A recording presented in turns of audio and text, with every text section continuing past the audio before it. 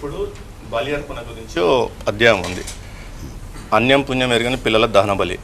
ఇది ఇస్తూ ఇక్కడ ఏం రాశారంటే, మనుషుల్ని కూడా బలిగా ఇచ్చేవారు. ఇందులో దహన బలిగా అంటే శిరస్సు నరికిన తర్వాత తగలబెట్టడం అనే బలి విధానం. ఏ పేజ్లో చదువుతున్నారు మీరు? 80వ పేజీ. 80వ పేజ్. ఓకే. దహన బలిగా అంటే శిరస్సు నరికిన తర్వాత తగలబెట్టడం అనే బలి విధానాన్ని కూడా అనుసరించారు. ఇది అసలు బైబుల్ ఎక్కడ ఉంది? First question. ఓకే. సెకండ్, ఆదికాండము 22:2లో బైబుల్ దేవుడు యెహోవా అబ్రహాంతో నీ కుమారుని నాకు దహన బలిగా ఇవ్వమని స్వయంగా అడుగుతాడు అని చెప్తూ చివరిలో ఏమంటారంటే, దేవదూత అడ్డుపడి ఉండకపోతే బలి ఇచ్చేసేవాడే అని ఉంది. అసలు అక్కడ అడ్డుపడింది దేవదూత, దేవుడా అనేది 12వ వచనం చదివితే మనకు క్లారిటీ వస్తుంది. ఇది మరి ఎలా తప్పు కదా, దాచిపెట్టడం కదా. సో మీ ప్రశ్న? ఉన్నది ఉన్నట్టుగా ఎందుకు రాయలేదు? మీరు ఇక్కడ అట్ట మీద ఏం రాశారు? కలిపి చెప్పి రాస్తే ఇందులో ఉన్న తెగులన్నీ వస్తాయని చెప్పి రాశారు.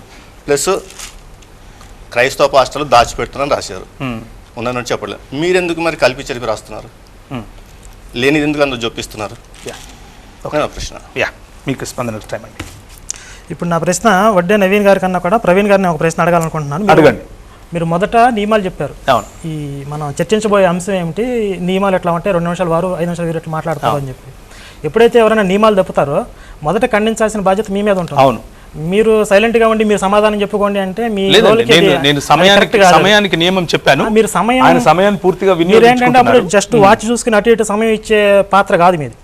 ఏదైతే నియమాలు చెప్పారో పాత్ర నాకు తెలుసులేండి. మీకు సమయం నియమాలు మీరు చెప్పిన నియమాలని మీరు కాపాడాల్సిన బాధ్యత. నేను చెప్పిన నియమం ఏమిటంటే మళ్ళీ చెప్తాను చూడండి. నేను రాసుకొని వచ్చిన నియమాలే కదా. నేనేం చెప్పారు కదా. అదే రెండో భాగంలో ప్రశ్నించే వారికి 2 నిమిషాల సమయం ఉంటుంది, వారు ప్రశ్నించవచ్చు అని చెప్పాను.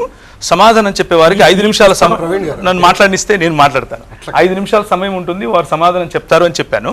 నేను ఎక్కడా కూడా వారు చెప్పినటువంటి అదే పుస్తకంలో ఉన్న కాంటెక్స్ట్ పుస్తకంలో నుంచే మాట్లాడుతున్నాం అంటున్నారు. మీరు దాన్ని కౌంటర్ చెప్పొచ్చు, లేకపోతే దాన్ని ఇది అవుట్ ఆఫ్ కాంటెక్స్ట్ కాబట్టి నేను మాట్లాడినని కూడా చెప్పే హక్కు మాట్లాడను కాదండి. నాకు బెనహర్ గారు ఫోన్ లో మాట్లాడినప్పుడు కూడా మీరు రాసిన పుస్తకాల మీద చర్చ ఉంటుంది. దాని మీదే చర్చ. ఇప్పుడు దాని మీదే చర్చ అండి. ఇప్పుడు ఆయన వేరే విషయాలు లేవనెత్తారు. ఆయన ఏమంటున్నారు అని మీరు ఆ విషయాలు లేవనెత్తారు. ఆయన ఏమంటున్నారు అని అంటే, మీరు ఒక్క నిమిషం, ఆయన ఏమంటున్నారు అని అంటే, మీరు ఏదైతే రాశారో అందులో బైబిల్లో ఉన్న దేవుడు చాయిస్ ఇచ్చాడు అని అంటున్నారు.